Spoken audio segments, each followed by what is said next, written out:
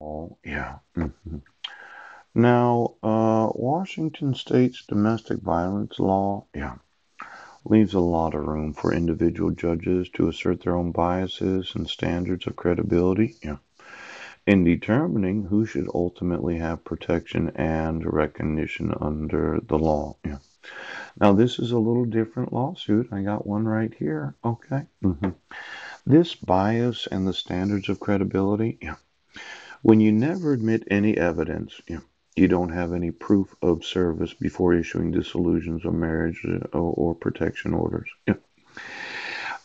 This ultimately deciding who has the protection and recognition under the law. Yeah. I'm kind of thinking I should have had the protections and the recognition under the law.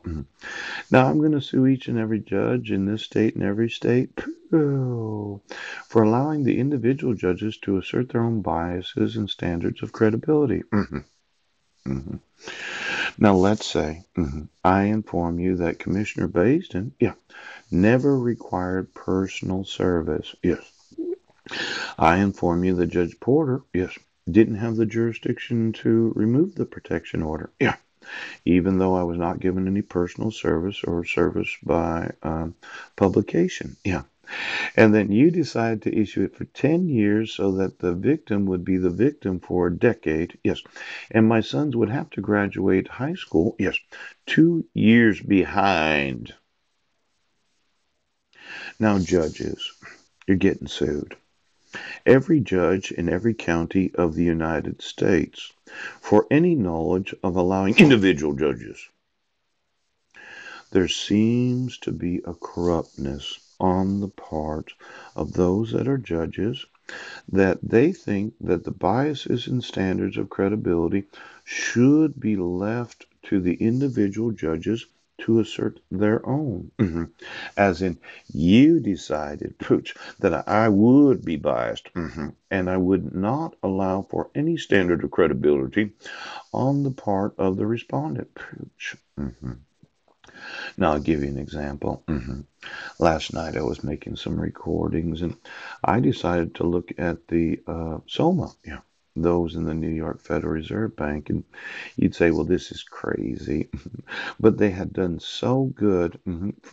Well, see, the SOMA declined from 4.26 trillion at the year end of 2016, to 4.24 trillion. Yeah. Now, I tried to kind of figure out, right, that would be $4,260,000,000,000, to $4,240,000,000,000, approximately a $20 billion improvement. Yes, in 1 year.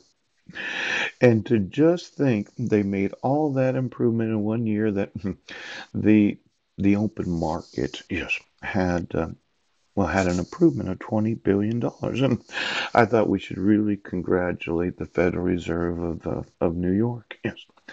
Now there's this interest paid on the excess reserves that banks hold at the Federal Reserve. Yeah. Could you get me all the excess reserves? Oh, the excess reserves? Yes.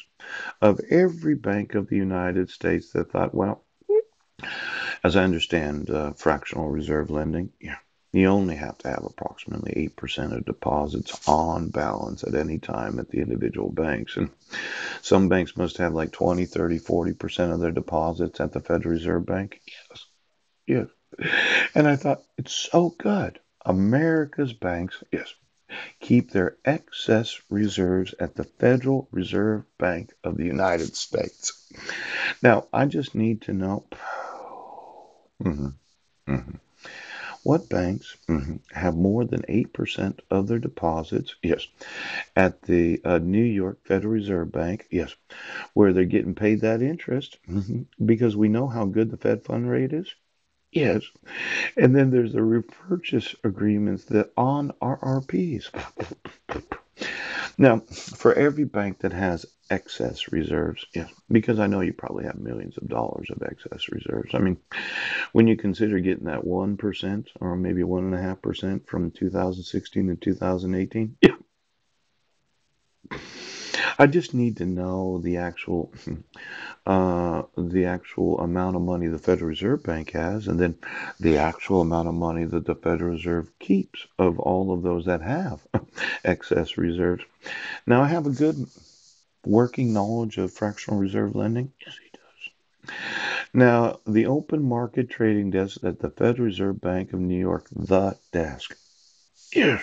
Could you could you get me the employees of that desk?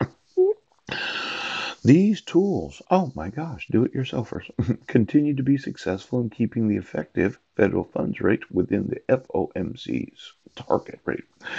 Now, these overnight rates in both unsecured and secured money markets moved up roughly in line. I know you're working at the desk at the FOMC and the New York Fed. Yeah. Now, the FOMC began to gradually reduce the Federal Reserve security holdings. Yeah. 2017, using certain principles that it outlined in its September 2014 policy normalization principles and plans. And then they had an addendum to that was adopted on June 17th. Yes. Approximately 3 years after they had made their principles and plans plan. Yes. They decided to addendum it.